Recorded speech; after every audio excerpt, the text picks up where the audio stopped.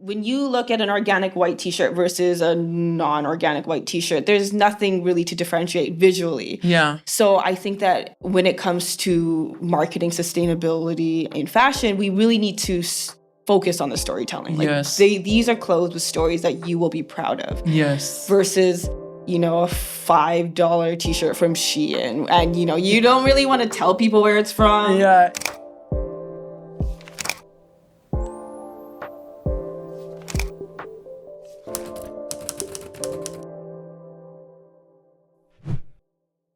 Hi everyone, and welcome back to Sunday Refocus. I'm your host Nifemi Ashani, and this is a Style by Nif production. Today, I am so excited to welcome the amazing Alyssa Lau.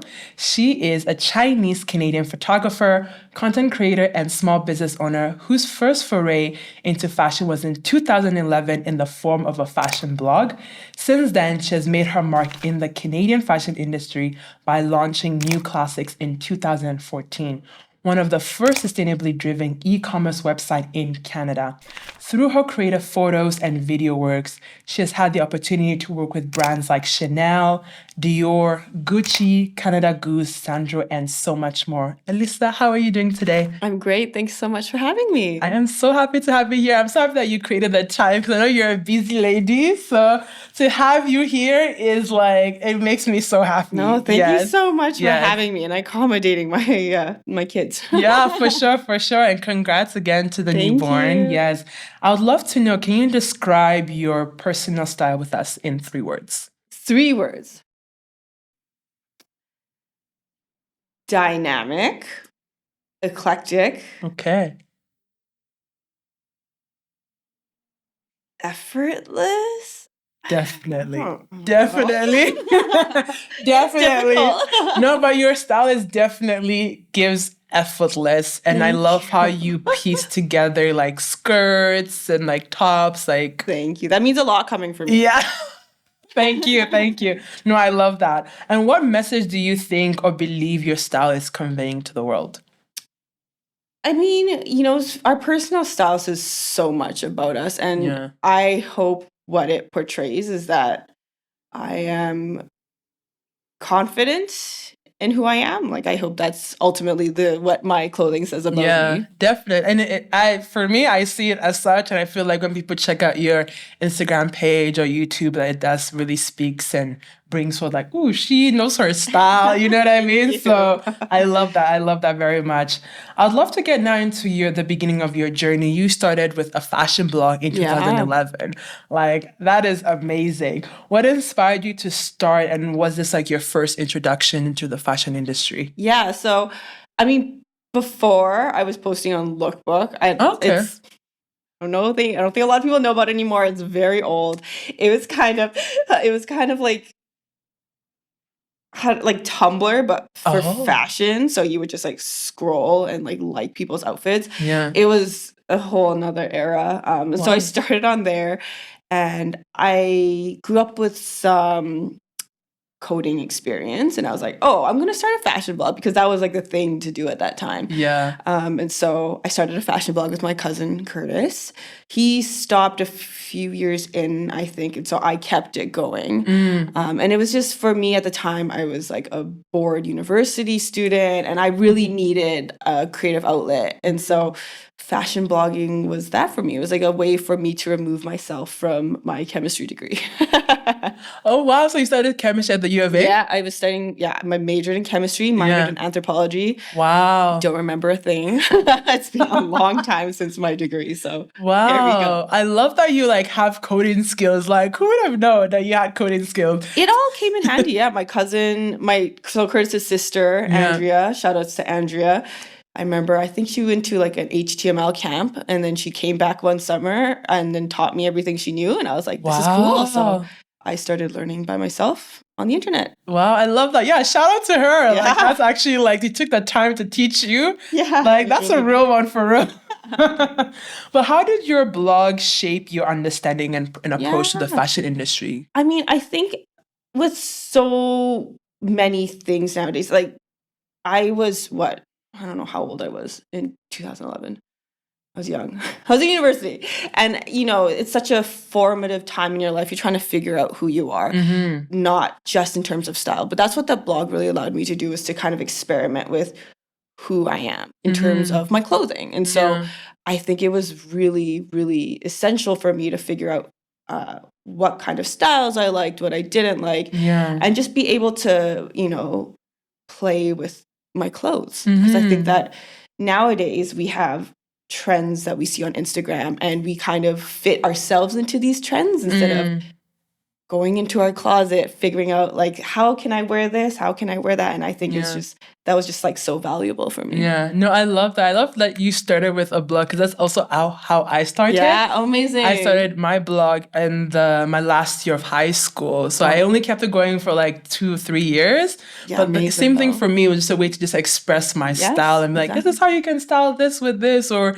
music-inspired looks, or whatever it may be. So I love that you were like, it's giving like nerdy vibes, but that's 100%. Like, it was just like an online diet. Yeah. No, I love that. And I know that you've been able to collaborate with major brands like Chanel, Dior, and Gucci, which is major, right? So this is an Edmontonian girly collaborating with huge brands, guys. That's amazing. Can you share with us perhaps maybe one of your most memorable projects or campaign with one of these brands, and what made it stand out for you?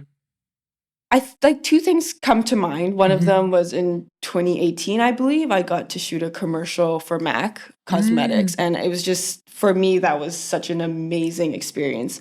Not only because MAC was the go-to place for makeup when I was in high school. It was like the place we all aspired to afford makeup from. And so being able to go shoot commercials and end up on billboards and just have people like take pictures of where they saw me throughout the country was such an awesome experience.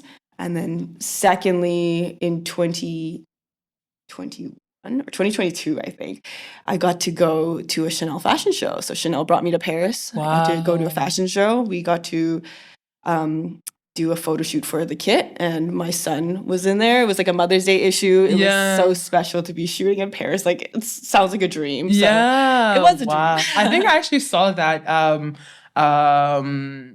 post. I think, did you also share it on YouTube too, the experience, or was it just on Instagram? I did share some vlogs from France. Yeah. I definitely seen that. That was really cool. Yeah. I'm so happy that you got to experience that. I know, it was pretty incredible. Now that I have 2 kids, it's like definitely won't be able to do that again. But I'd love to know, like, in your early journey into fashion, and I'll also ask, like, now that you're a mother, but early on, what would you say were like the challenges you face, like being in fashion here in Edmonton and wanting to make it in the industry? What would you say were the struggles that you experienced?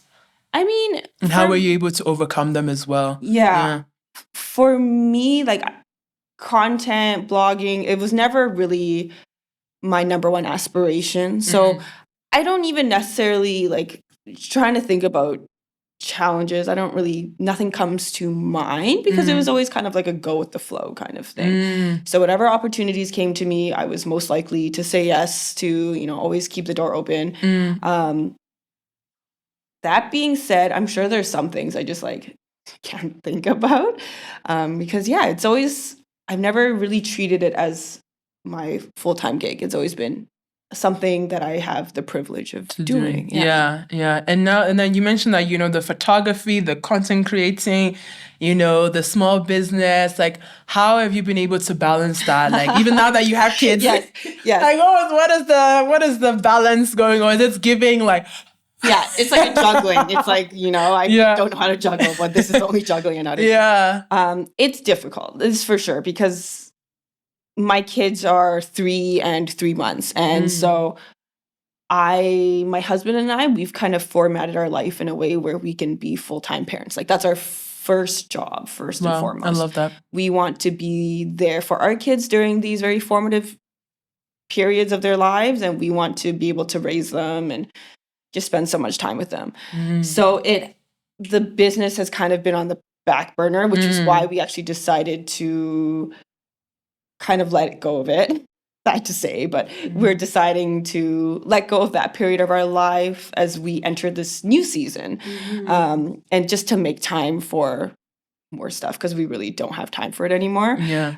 So we can focus on content. We can also focus on our kids. Yeah. So no. it's definitely like entering parenthood. Our privileges have definitely shifted. Yeah. And we're, I guess, reshifting everything around to make I room love for that you guys are, there for each other, there for the kids, and really thinking of ways to create new memories, right? Yeah. So, but I know that you and your husband started New Classics, right, in 2014. So what motivated you to launch it, and how did you identify the need for a sustainable e-commerce brand here in Edmonton, Canada? So I had some previous retail and e-commerce experience working at a local women's wear shop that is now closed, but it was called Ku Boutique. And I had this aha moment after reading a book called Naked Fashion. The title's very long, but it's Naked Fashion. If you Google it, you'll find it. Talks about sustainable fashion. And I realized that, it was back in 2014, sustainability in fashion had not yet entered mainstream consciousness. It wasn't really talked about. Nobody knew what it was. So I decided that I wanted to open an online store. I wanted to find these brands that were paving the way for slow fashion, and I wanted to bring them to Canadian customers. Yeah. I also wanted to get people talking about sustainability, or at least, get them curious about it so that they could start their own journey into learning. So that was very much so the impetus behind why we decided to open New Classics. And then what was like those initial steps of like getting to launch the business? Like, did you get any support or? Yeah.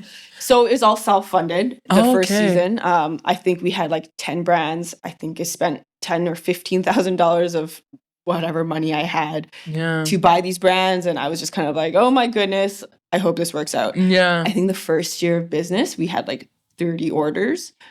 Wow. 30 orders. And I was like, that's great. And now it's like, since then, it's been 10 years. We've obviously been very lucky to grow.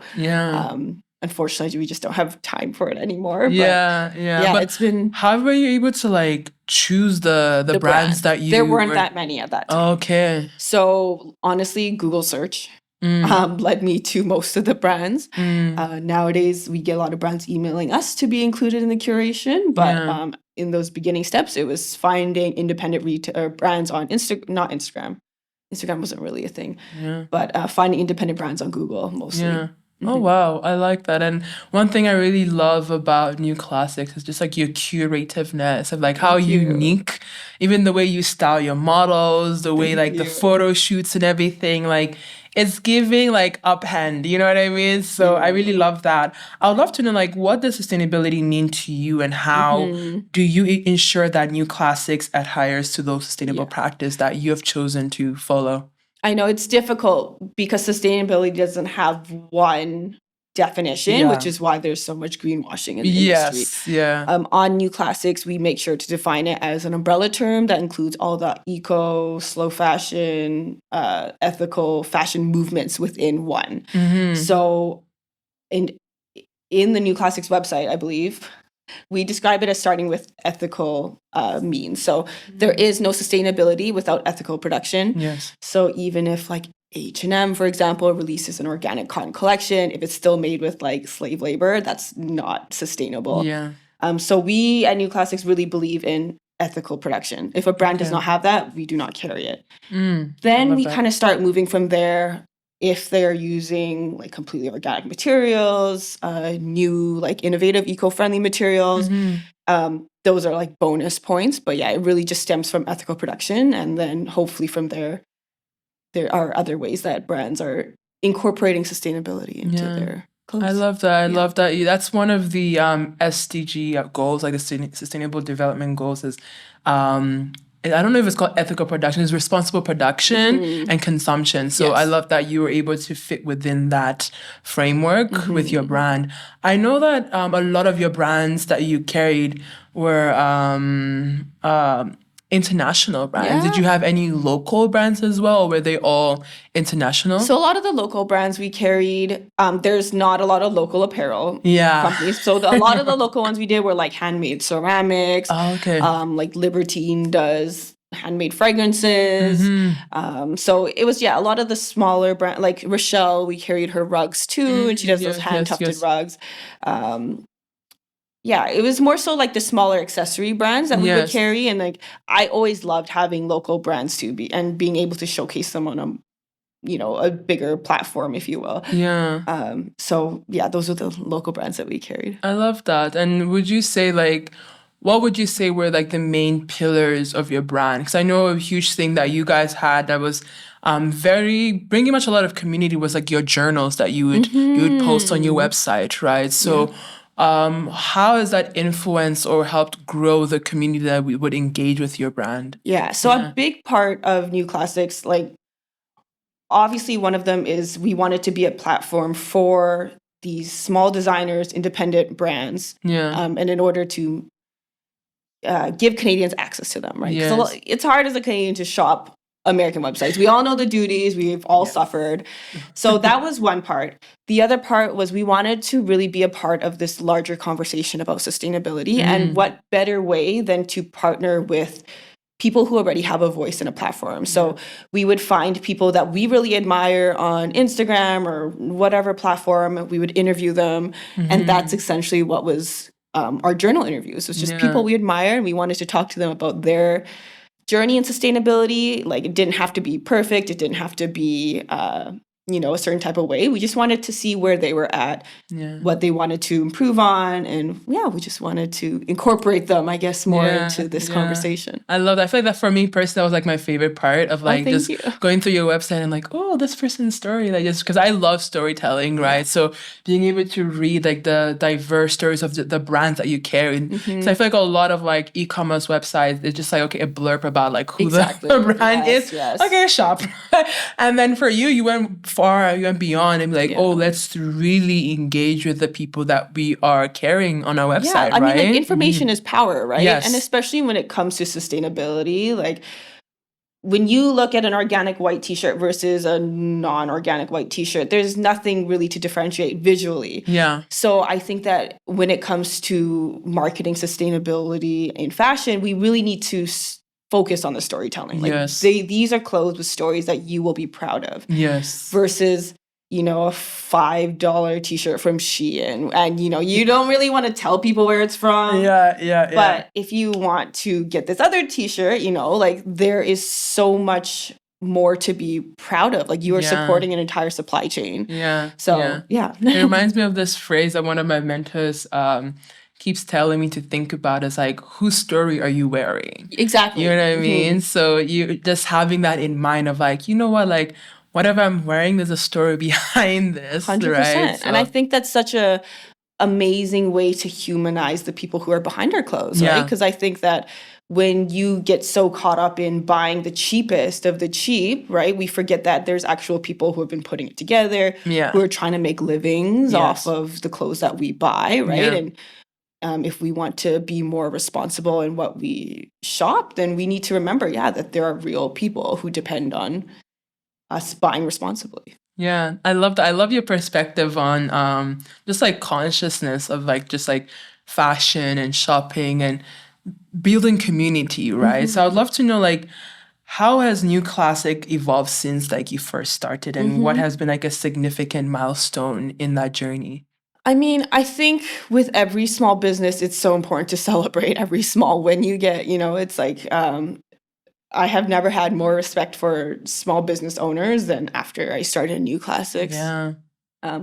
That being said, the first few years we were definitely supported mostly by American consumers. Not sure if it was because of the dollar, but we also were carrying mostly American brands at that time. But to start seeing our customer base shift to Canadians was really cool for me, because that was one of my goals, was to bring these brands to Canadians, to get Canadians to be interested and more invested in sustainability. So that to me was one of the coolest things about one of our coolest milestones. I love that. And would you say like that switch like happened like years later, or like what would you say kind of like got that switch? Like, okay, it definitely was years later. And I'm not sure if it just, I personally, this is all anecdotal, I just think it was in Canada, it took a while for sustainability to kind of become a thing that we all thought about.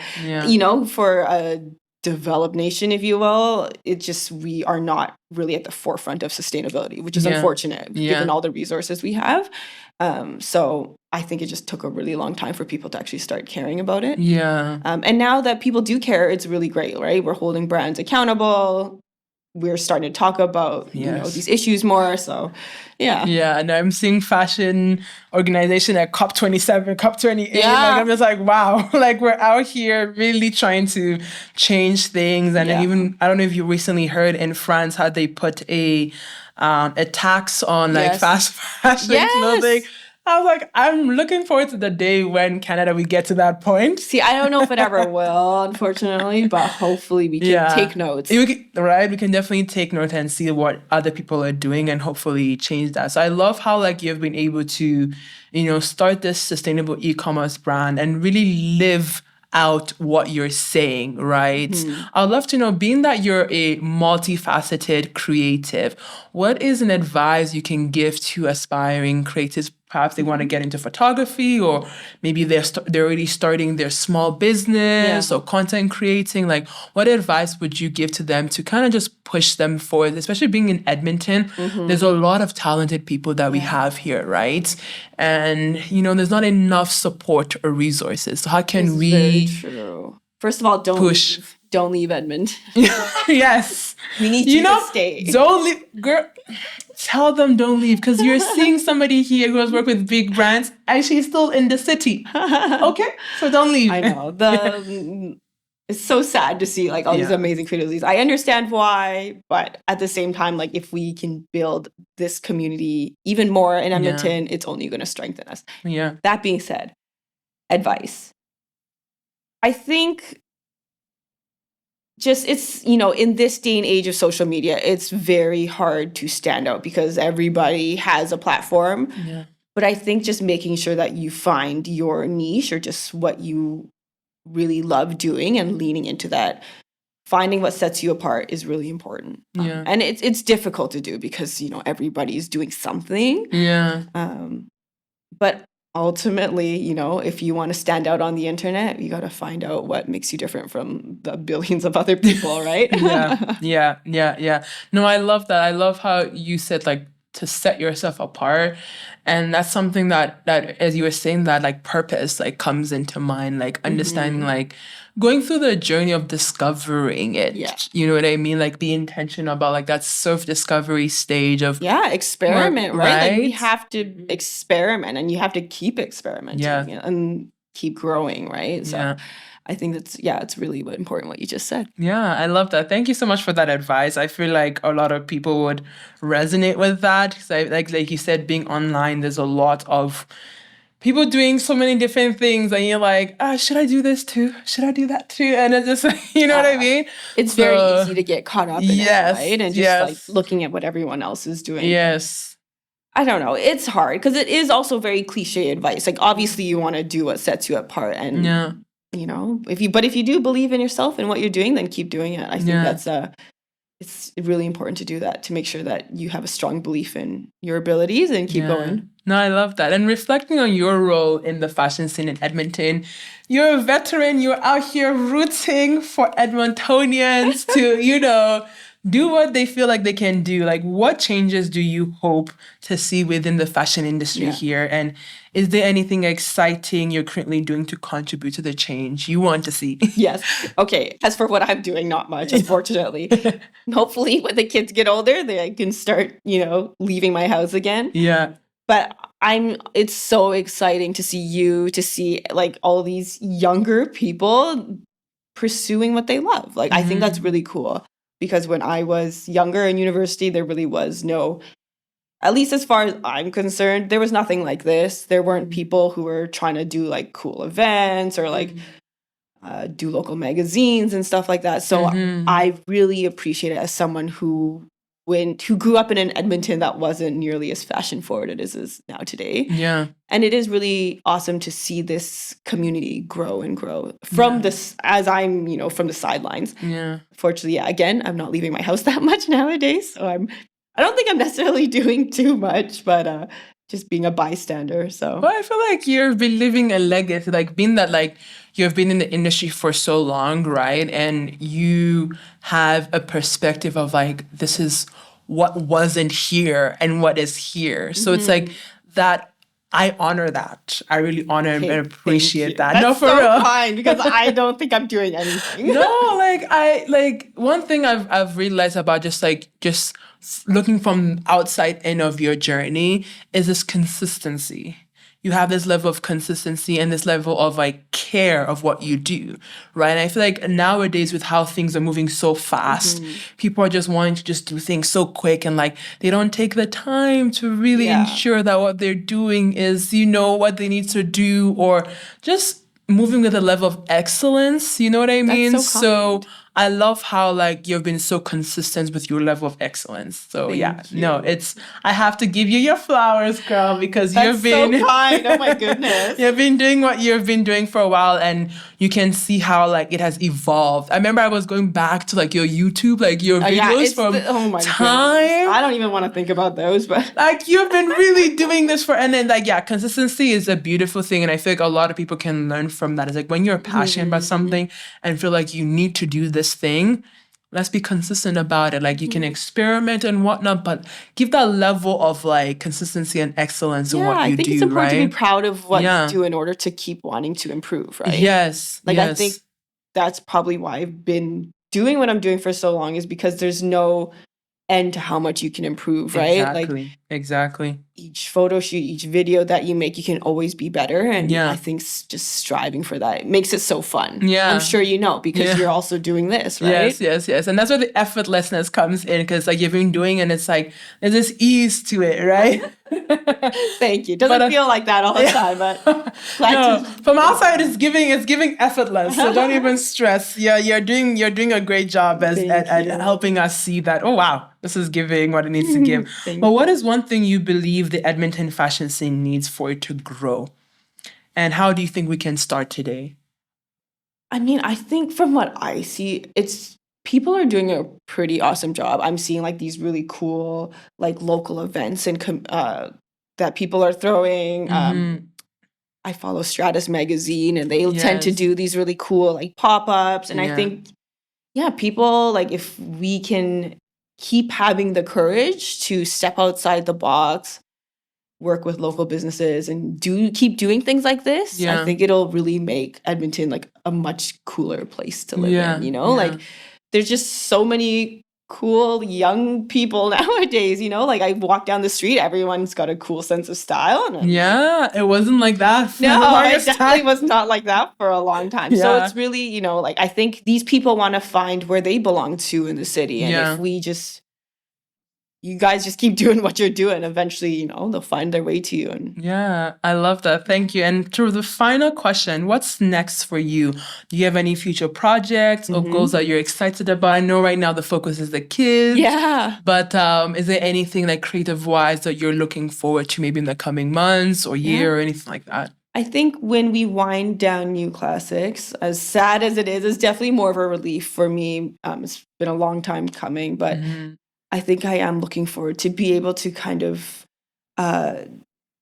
get more creative again. I haven't really had much time to explore that side of myself in a long time. There's just not enough time. So when we wind down New Classics, I'm excited to, who knows? Maybe I'll do video games. I don't know. It's a lot of work, but it was so much fun when I was doing it. So I feel like the inspiration would definitely come through as like things wind down and you take the time to reflect and just, I know for sure. And I'm excited to see whatever it is. Like I'm rooting for you. So whatever it is, I'm going to be like, yes, comment. Wow, this is amazing.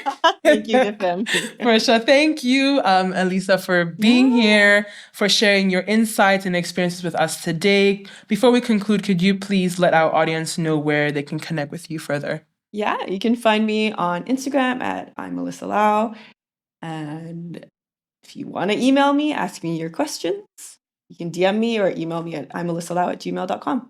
Awesome. Thank you. And a big thank you to everyone for your thoughtful engagement and active participation in today's episode. For anyone interested in checking out this episode again or the resources that Alyssa will be providing us, please do check it out on our social media and website there for you to dive right into it. And we would like to thank our studio sponsor, Strong Coffee Marketing, and our set design sponsor, Find Edmonton, for their support. We couldn't have done this without you. Thank you so much. And to everyone, have a wonderful day. Bye.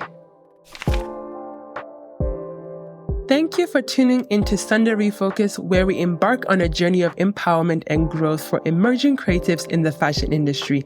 I hope you enjoyed today's episode.